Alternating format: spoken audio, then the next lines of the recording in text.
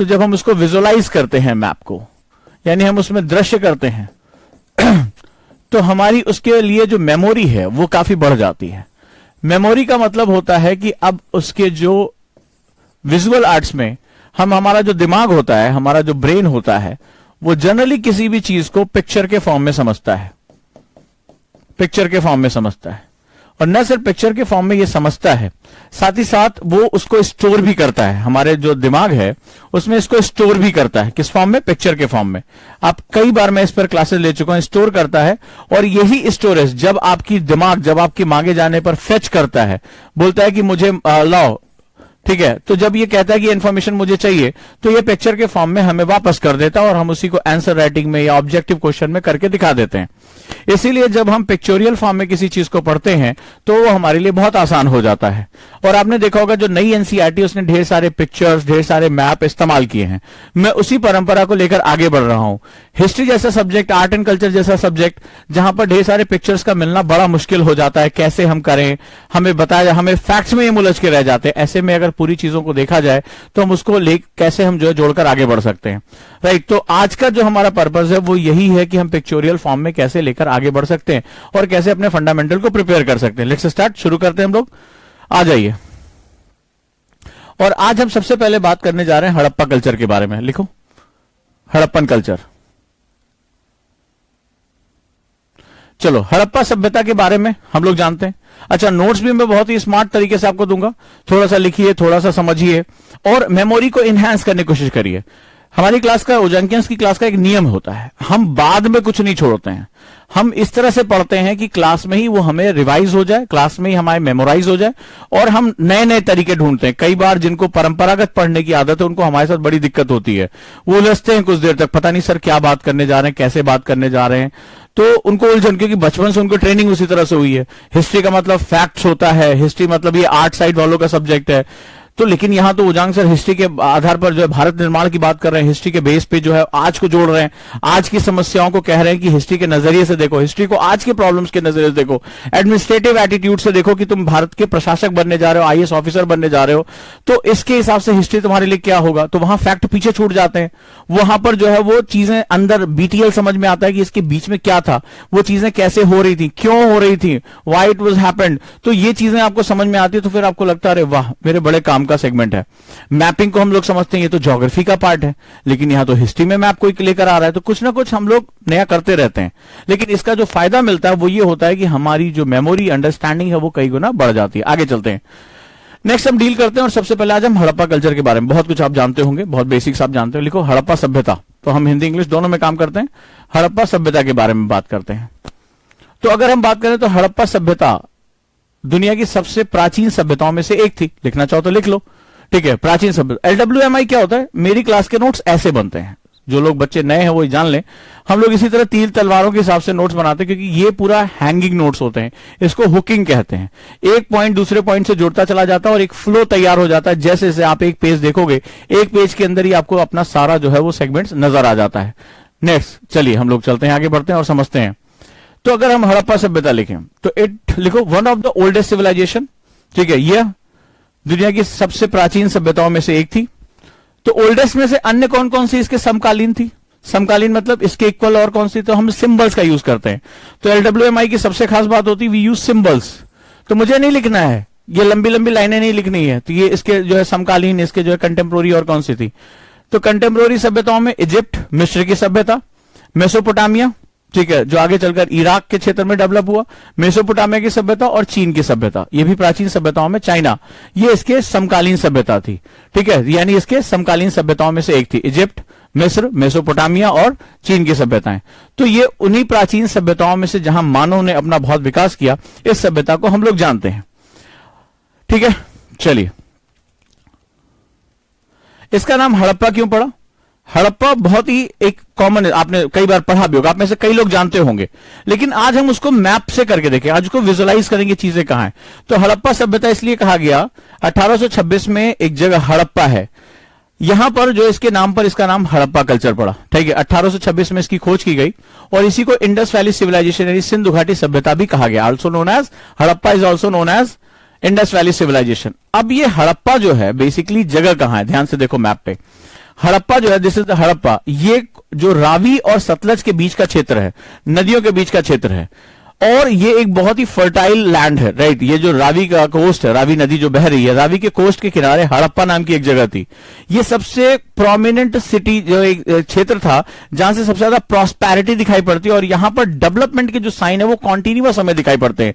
यानी कि सभ्यता अचानक से तो ऐसे आबरा का डाबरा करके आती नहीं है। सभ्यता का मतलब होता है जहां पीढ़ी दर पीढ़ी वो जो कस्टम्स हैं, वो जो कल्चर है, वो प्रॉस्परस होता जाता है या ट्रांसफर होता चला जाता है। यानी कि ये जो सेगमेंट्स है रावी और सतलज, इन्हीं के आसपास के जो क्षेत्र था, यहां पर ही हड़प्पा नाम की एक जगह वहां पर है, इस कल्चर को जो है वो इसका उत्पत्ति हुई, हड़प्पा, रावी रिवर एंड सतलज। अब सवाल है कि इसको इंडस वैली सिविलाइजेशन क्यों कहा गया, वाई? क्योंकि नदियों का ये जो पूरी सिंध और उसकी सहायक नदियां, इंडस और उसकी जो ट्रिब्यूटरीज थी, जिसमें झेलम, चेनाब, रावी, सतलज और आगे चलकर सरस्वती नदी, जब आगे चलकर जो है वो आर्य आते हैं तो इसको क्या बोलते हैं, इसको सप्त सैंधव प्रदेश कहते हैं। तो बेसिकली ये इनके द्वारा जो है वो फर्टाइल लैंड थी। अब यहां पर थोड़ा सा ज्योग्राफी जोड़ते हैं कि यहीं पर क्यों, क्योंकि ये जो एरिया आप देख रहे हैं, जो आज हमारा जो पीओके का रीजन है, जो अफगानिस्तान का रीजन है, ये बेसिकली एलिवेटेड लैंड है, ये बहुत ऊंचा है, और यहां जो ये सेगमेंट्स है वो बेसिकली ट्रांस हिमालयन रीजन है। ठीक है, अब समझते जाओ कि मैं क्या तुम्हें समझाने की कोशिश कर रहा हूं। हिस्ट्री और ज्योग्राफी कभी अलग नहीं हो सकती, ज्योग्राफी और कल्चर कभी अलग नहीं हो सकता, कल्चर और सोसाइटी अलग नहीं हो सकती, सोसाइटी और इकोनॉमी कभी अलग नहीं हो सकता। यही होता है इंटरडिसिप्लिनरी अप्रोच। क्या मैंने सिखाया कि कभी भी याद रखिएगा, हिस्ट्री, आपको लगता है ये एक सब्जेक्ट है, उजांग सर हिस्ट्री पढ़ा रहे हैं, हिस्ट्री कभी ज्योग्राफी से अलग नहीं हो सकती। अभी बताऊंगा कि क्यों आर्यंस नीचे की तरफ आए, आज इसी में आपसे सब क्लियर हो जाएगा, बड़ा मजा आएगा तुम्हें। ज्योग्राफी कभी कल्चर, ज्योग्राफी पे ही कल्चर डिपेंडेंट होता है, ज्योग्राफी जैसा ज्योग्राफी वैसी कल्चर, कल्चर से कभी सोसाइटी अलग नहीं हो सकती, समाज अलग नहीं हो सकता, और समाज से कभी इकोनॉमी अलग नहीं हो सकती, और इन दोनों से मिलकर कभी पॉलिटी अलग नहीं हो सकती, और पॉलिटी फिर से हिस्ट्री से अलग नहीं हो सकती। यह है पूरा इंटरडिसिप्लिनरी अप्रोच। इतिहास और भूगोल बहुत कुछ तय करते हैं, ठीक है। आक्रांता उधर से क्यों आए, क्यों आगे चलकर सल्तनत के लोग जो है वो स्टेपी प्रदेशों से आते हैं, क्यों हम ऊपर जाने की बजाय, अगर हम सिंधु सभ्यता के विस्तार की, हम नीचे मैदानों की तरफ जाते हैं। हमें ज्यादातर आलमगीरपुर और नीचे जो मेरठ तक हमें विस्तार क्यों दिखाई पड़ता है, क्यों हम नीचे की तरफ डेवलप होते हैं, ये क्यों हमारे लिए बहुत इंपॉर्टेंट है। क्यों हमने पोर्ट जो है वो डाउन साइड हमने बताया, अपर साइड क्यों नहीं बनाए।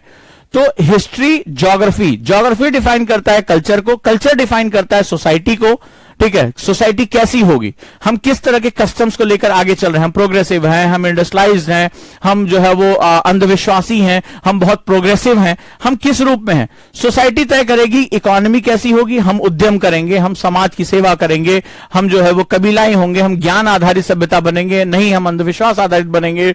हमारी पॉलिटी कैसी होगी, शासन व्यवस्था कैसी होगी हमारी, ठीक है। तो ये सब कुछ और फिर इन सब मिलकर वही चीजें हमारी इतिहास बनती चली जाती हैं। अगर आज हम भारत को देखते हैं तो हमें दिखाई पड़ता, अरे भारत तो एक बहुत उद्यमी राष्ट्र था, भारत एक ऐसा राष्ट्र था जहां घर घर में जो है हैंडीक्राफ्ट था, एक ऐसा राष्ट्र जो बहुत बड़ी मात्रा में अपनी जरूरत की चीजें बनाता था, एक ऐसा सेगमेंट था जहां पर नदियों के माध्यम से बहुत ढेर सारा फर्टाइल लैंड था हमारे पास, एलुवियल सॉइल यानी जलोढ़ मृदा थी। लेकिन उस मृदा को प्रयोग करके वहां पर हल करना, वहां के मिट्टी के बर्तन बनाना, नए नए अन्नागार करना, ये सब जो है हमने वहां पर जाकर सीखा। तो ये चीजें इस तरह से काम करती, इसी को बोलते हैं अंतर विषयक ज्ञान। तो एनसीईआरटी मैं जो पढ़ूंगा और जो मैं पढ़ाऊंगा वो इसी तरीके से पढ़ाऊंगा। क्लियर है?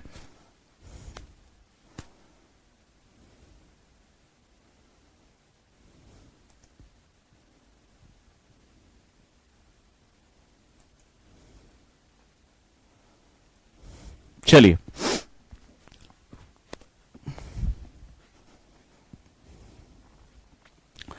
तो इंडस इसलिए कहा गया, ध्यान से समझिए, इसको मैप करते जाएं। This is a Jhelum, Chenab, Ravi, ठीक है, ये सब नदियां, सतलज, ये पूरा इलाका, ये बेसिकली एलुवियल सॉइल, किस तरह की सॉइल, जलोढ़ मृदा की था।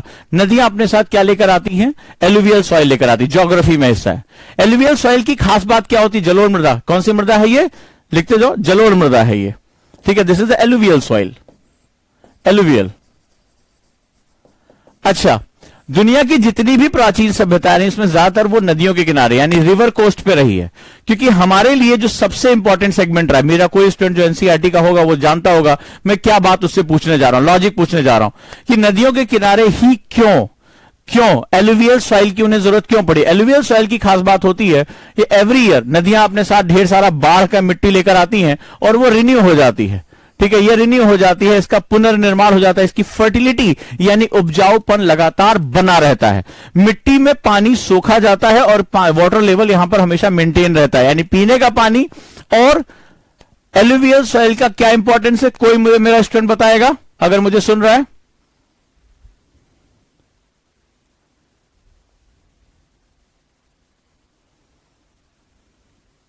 Tell in English, sir. You're telling in Hindi.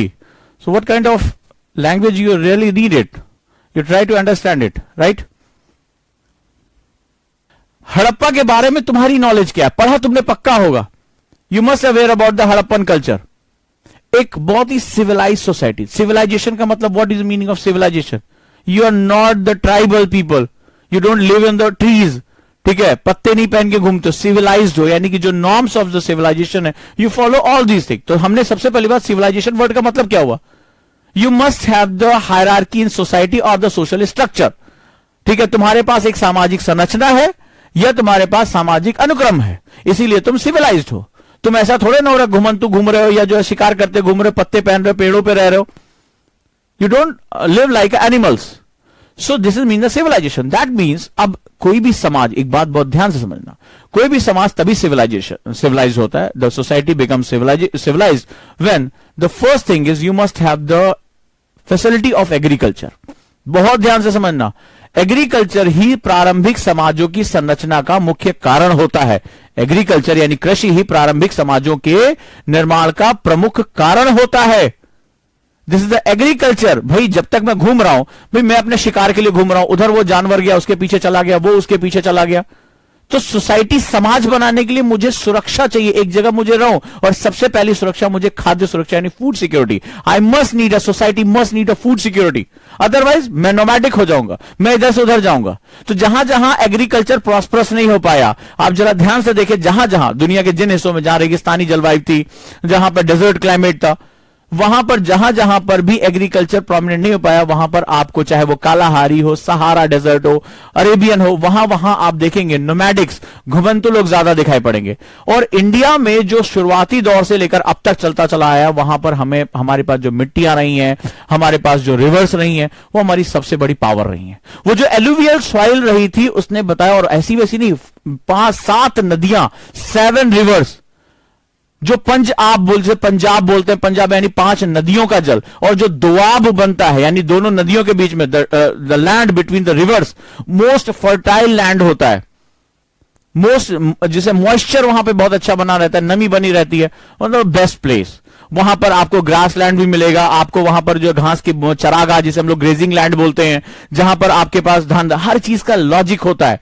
तो वहां पर क्या होगा, एग्रीकल्चर प्रॉस्परस हो जाएगा, और जैसे ही एग्रीकल्चर प्रॉस्परस होगा सोसाइटी आनी शुरू हो, समाज बनना शुरू हो जाएगा। समाज जब बनेगा यानी सोसाइटी डेवलपमेंट होगा, तो वहां पर हम हायरार्कीज बनाते हैं, कौन क्या काम करेगा, और जब वहां पे सोसाइटी में लेबर डिवीजन हो जाता है, कौन क्या काम करेगा, श्रम विभाजन होता है, समाज फिर इकोनॉमिक प्रॉस्पेरिटी को अटेन करना शुरू कर देता है। और जैसे जैसे इकोनॉमिक प्रॉस्पेरिटी अटेन होती है, वैसे वैसे समाज में हम आर्ट एंड कल्चर प्रॉस्परस होना, आयोजन यानी कि प्लानिंग इन द सिटीज देखना, ये सब हम देखते हैं, और हड़प्पा कल्चर में यही होता है। क्लियर हुआ? तो यहीं पर वो क्यों बसे, क्योंकि इस इलाके में ये पूरा इलाका जो था वो क्या था, हमारा एक तरह से माउंटेनियस रीजन था, एलिवेशन इसका बढ़ता चला जा रहा था। This the whole Afghanistan region and present Pakistan region, यहां पर जमीन जो थी वो बड़ी उपजाऊ नहीं रह गई थी, बट दिस लैंड बहुत ये फर्टाइल था, यानी बाउंड्री जाने के लिए मुझे प्लेन्स, यानी कि जहां तक नदियां अपना एलुवियल सॉइल लेकर जा रही थी, वहीं पर ये प्रॉस्पेरिटी हमें दिखाई ज्यादा से ज्यादा पड़ती है। अदरवाइज ये क्या होगा, फिर ये डाउनवर्ड मूवमेंट करना शुरू करते हैं। क्लियर हुआ? क्यों ये जो है वो डाउनवर्ड मूवमेंट करते हैं, क्यों ये जो पूरा प्लेन एरिया था ये आगे चलकर बहुत फर्टाइल हुआ। ये देखो, ये हिमालयन रीजन है, बहुत ज्यादा प्रॉस्पेरिटी नहीं है, ठीक है। एलएसी का रीजन, जैसे आज चाइना जहां पर हमारा झगड़ा चल रहा है, तो वहां पर क्या हो रहा है, यहां पर प्रॉस्पेरिटी के लिए चांसेस नहीं है। जो आपकी क्लाइमेट है वो बहुत ज्यादा डिफिकल्ट है, very difficult climate over there, जलवायु बहुत कठिन है। ये जो इलाका है, this region is very important. पहले ये इंडस आता है चूंकि सबसे डोमिनेंट है, उसके बाद गंगा का सेगमेंट आ जाता है जो धीरे धीरे प्रॉस्पेरिटी एंड एग्रीकल्चर डेवलपमेंट के लिए जाना जाता है। क्लियर हुआ? चलो, सो कहां पर था हड़प्पा? दिस इज कौन सी नदी के किनारे? पहला क्वेश्चन आया हुआ एग्जाम में, तो रावी नदी के तट पे, on the banks of Ravi.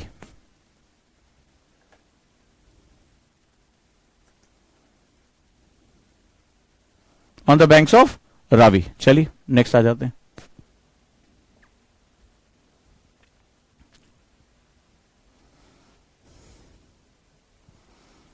तो क्या इसकी बाउंड्री भी थी? Yes, some boundaries. ठीक है, ऑब्वियस सी बात है, जो नॉर्दर्न बाउंड्री थी that is defined by the Himalaya and Hindu Kush, जो ये आपका एलिवेशन था, ऊंचाई जो थी ये इसकी नॉर्दर्न बाउंड्री यानी उत्तरी सीमा तय करती थी। ठीक है, तो इंडस वैली में अब हमें समझ में आया इंडस वैली में इसका एक्सपेंशन था, क्योंकि हमें हमारी जो बेसिक हम कहां सेटल करेंगे? जहां हमारे पास सॉइल होगा, क्योंकि soil is the base of agriculture. कृषि का आधार मिट्टी होती है। ठीक है, तो उपजाऊ मिट्टी कृषि के लिए बेहतर होगी। Agriculture is the base of society, तो मैंने क्या बताया? Soil is the base of agriculture, agriculture is the base of society, society made hierarchy, hierarchy made the labour division, and labour division made the different economic system and political system in any civilisation. बहुत simple सा concept है, चीजें आपस में link है। फिर से कह रहा हूं, मिट्टी कृषि का आधार होती है, कृषि समाज का आधार होता है, खाद्य सुरक्षा का आधार होता है। समाज का अनुक्रम यानी कि जो लेबर डिवीजन यानी कि जो आपकी श्रम शक्ति का विभाजन होता है, वो समाज में अर्थव्यवस्था और राजनीति को जन्म देता है या उसकी स्थापना करता है। क्लियर है? घबराने की बात नहीं है, जब आप एनसीईआरटी में इसको बहुत विस्तार से बताऊंगा। जस्ट लिंक इट, क्या होने जा रहा है और मेरे पढ़ाने का तरीका कैसे अलग होगा, कैसे मैं एक एक छोटे छोटे कॉन्सेप्ट के अंदर आपको जाकर जोड़ूंगा। कॉन्सेप्ट्स क्या होते हैं ये जानना आपके लिए बड़ा जरूरी है। फिर से रिवाइज करा रहा हूं, कॉन्सेप्ट इसलिए क्योंकि एक बार आपको ये पता चल गया कि किसी भी जो हमारा एक सिस्टम है, सिविलाइजेशन डेवलप हो रहा है, तो एग्रीकल्चर का डेवलप होना बहुत जरूरी। क्या आज हिंदुस्तान में एग्रीकल्चर का मुद्दा हट गया है? आज मुझे आप बताएंगे, आप सभी बहुत जागरूक है, क्या इंडियन एग्रीकल्चर वापस बहुत प्रॉस्परस हो चुकी है? क्या एग्रीकल्चर की सारी समस्याएं, कृषि की सारी समस्याएं खत्म हो गई हैं? बहुत ज्वलंत मुद्दा हाथ डाल रहा हूं मैं, तो तुम्हें हड़प्पा पढ़ा रहा हूं और हड़प्पा से एक कॉन्सेप्ट है, क्या मैं आज के समाज में उसको डाल सकता हूं, हां या ना? मुझे अब बताइए। अब यही सोच दो अलग अलग युगों की, they are two different ages, you are living in the 2021। मैं हड़प्पा के बारे में बात कर रहा हूं, सबसे एंशिएंट सिविलाइजेशन के में से एक की बात कर रहा हूं, और आपके पास अब समझ आ चुकी होगी why agriculture and food security is the base of any society, why it is concern in any country. Food security किसी कंट्री का कंसर्न क्यों बन जाता है? अब आप है यस या नो मुझे बताओ। अगर इतने कम टाइम में, अभी मुझे 20 मिनट हुआ, और अगर इतने कम टाइम में दो मुद्दों को आप अगर जोड़ पा रहे, this is the magic of interdisciplinary approach of study. यही इंटरडिसिप्लिनरी अप्रोच का यानी अंतर विषयक नॉलेज का सबसे मूलभूत आधार होता है। यस या नो बताइए, क्या आज आप इस बात को समझ पाए? दो बड़े इंपॉर्टेंट पॉइंट समझ में आए। इंटरडिसिप्लिनरी अप्रोच में आपको यह समझ में आया कि history, geography, culture, society, economy and polity, how they link to each other. बहुत खूबसूरत बात है। इसको बना के आज क्या करोगे? इसको बनाकर आज अपने पेज पे लिख के इसको टांग दोगे जहां भी पढ़ते हैं। ये अलग अलग डब्बे नहीं है, ये रेलगाड़ी के पार्ट हैं, इनको हमें खींचना है। नंबर 1। दूसरा मैंने अभी क्या बताया? दूसरा मैंने आपको सिंपल बताया, सॉइल यानी मृदा is the base of agriculture, कृषि का आधार होती है। Agriculture is the base of society, क्योंकि एग्रीकल्चर हमें क्या प्रोवाइड कराती है? खाद्य सुरक्षा, फूड सिक्योरिटी। और किसी भी समाज में जब सुरक्षा मिलने जाती, जानवरों से सुरक्षा, खाद्य सुरक्षा, पहली सुरक्षा है, तो समाज इकट्ठा होता है। समाज का मतलब क्या होता है? समुदाय, कम्युनिटीज का एक जगह इकट्ठा हो जाना। और जब वो इकट्ठा होता है, रिप्रोडक्शन करते हैं, बच्चों की संख्या बढ़ती है, आबादी बढ़ती है, धीरे धीरे वो सोसाइटी में डेवलप हो जाते हैं। When society has the labour division, श्रम में इसमें जो है विभाजन होता है, तो then is the base of economy and polity. आपकी सत्ता, राजा कौन बनेगा, राजा का तरीका क्या होगा, राज्य प्रशासन कैसे चलाया जाएगा, टैक्स किससे लिए जाएंगे, टैक्सेशन सिस्टम, आगे सबको पता है कि आगे क्या पढ़ाना जाना है। एंड पॉलिटी यानी अर्थव्यवस्था और